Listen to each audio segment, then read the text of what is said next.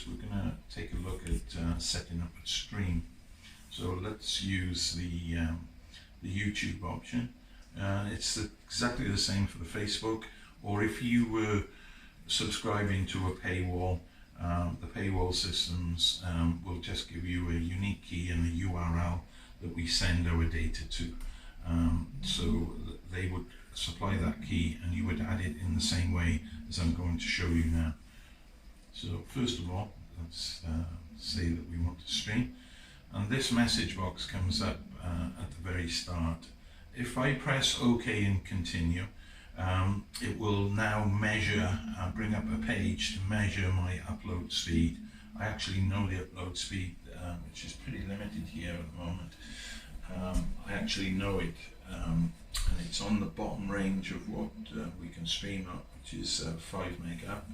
You ideally would want to achieve a 10 meg upload to get the qualities that that we would endorse.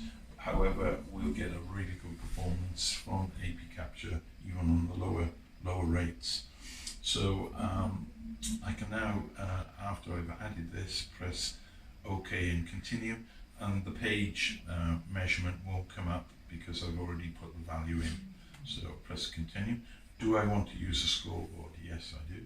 So continue. And now you'll see that I've got this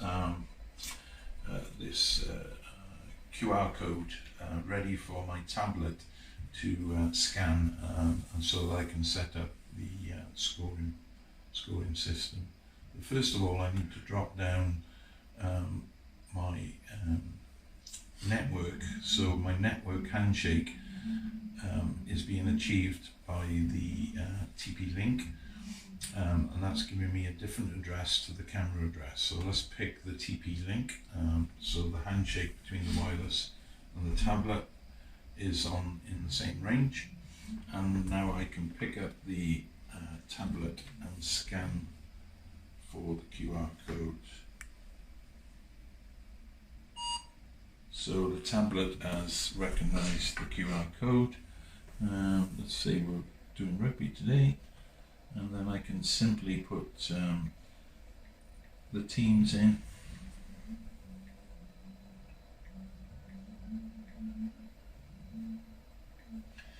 And now it's set up for me with the scoring on the tablet for my tries, conversions and penalties. I've also got the starter for the first half and second half timer, so everything's embedded there ready for me to operate as a single operator of the machine. I will be controlling the camera, capturing a file to the hard drive, simultaneously streaming with a scoreboard to the YouTube channel. So if I just press OK, we now move on to this last part. We're going to select the sound, so we need to select that sound device as well. So that's what's going to synchronize to YouTube, and then I just need to get to my page, which is already open, and copy my unique key from my YouTube channel. I add that unique key, then I just tab back and get the URL, copy the URL, back to the program, paste the URL in, and I'm ready to press OK and continue. Now if you just take a look at the top corner, you can see that I've got the live streaming icon has appeared in the screen, so that's telling me that I'm live to the world. I can wait for the kickoff and obviously start my timer, remembering that I've not started a recording yet, so the next thing I would do is press record. That notice has disappeared, so I'm now recording and streaming to the platform. So let's just take a tab back to our streaming platform, and as that refreshes itself, now you can see that I've got the scoreboard in the top corner. I've got my picture, I'm live, and the sound is muted at the moment, but it's coming through. I'm on excellent conditions, even though I only had 5 meg up.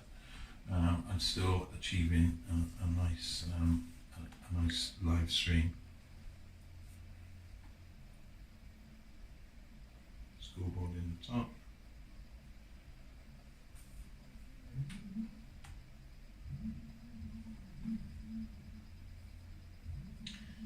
So come to the end of the event, I can stop the streaming. You'll see that the icons disappeared.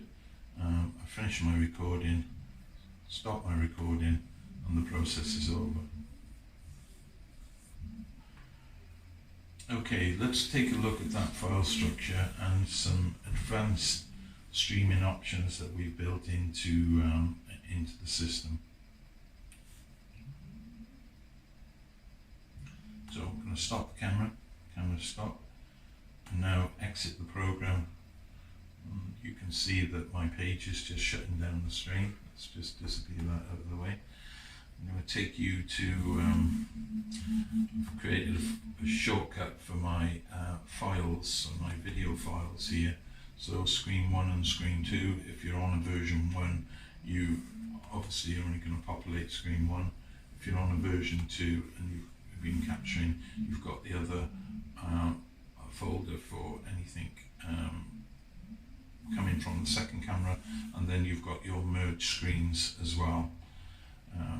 So just going to take you to the hard drive here, and within AP Capture you'll notice that we have this sponsors list here. So in this sponsors page, what we can do is chuck in a Matchday Sponsors logo, and that logo, once you load it into there, can actually will transition on a fixed time period right throughout the stream to your streaming platforms. So it's a great advertising process to have the logo being embedded in your stream, and it will come up as Matchday Sponsor, and the logo will show. So a way of getting some contributions from your local businesses that would recognize the amount of traffic that you're creating in your live stream. So this is the logo area. If we just flick back, you'll also see that there's drop-in videos. So if I just go into the drop-in videos, and you'll notice that I've preloaded a bunch of videos here. So these videos become playable in the stream. So when I find a period where there's a break, knowing the timing of these videos, I can click the activate drop down the menu and choose which video is appropriate for that time break. So before the match, half time, breaks in play, depending on the time of the video, we can play those in those interludes. But let's just flick back and show you how to play that those videos. So this little red icon here, this red folder, if I click on it, it gives me the drop down menu to which video I would want to play. So I click that and press continue, and that's all I need to do. I then just carry on with my filming, waiting for the match to start. In the meantime, that video is playing in there. So there's a little short advert that jumps in, and then it returns back to the video I'm recording. Let's just do that again. So this time I'll choose a longer video. So clicking on that video, pressing play, and let's just flick back. So there's my video advert, which has got sound, and then when that advert finishes, then it will come back to the camera. During that period, obviously I'm not able to do anything. It needs to run the course of the video until you return back to your controls. So being mindful of knowing the times of what videos you're playing is important. And there you are, it's returned back to the video.